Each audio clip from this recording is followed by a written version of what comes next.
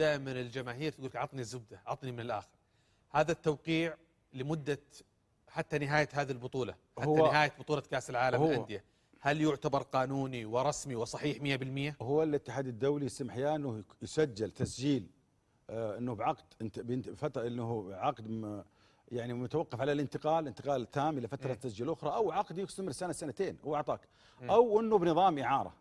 وهذا اللي ما لجا له الهلال، انه انه الهلال لجا الى طلب اعاره اللاعب حمد الله من نادي الشباب، والفيفا يسمح لك انه باعاره للبطوله هذه. واحنا نتذكر يا ابو ابراهيم كان تذكر انك سالتني كان في ذيك الوقت تقول هل يسمح باعاره لاعب البطوله؟ صحيح. وانا قلت لك يسمح انك تسجل، بس انك لاعبين كان تسجيل باعاره. حديث عن كريستيانو رونالدو. ايوه اتذكر، فكان يسمح لك تسجل، وهذا ما وهذه الامور واضحه وامور قانونيه واضحه اوضحها الفيفا. التسجيل صحيح 100%، التسجيل صحيح، والفتره ايضا قانونيه، وايضا طالما انها وسجل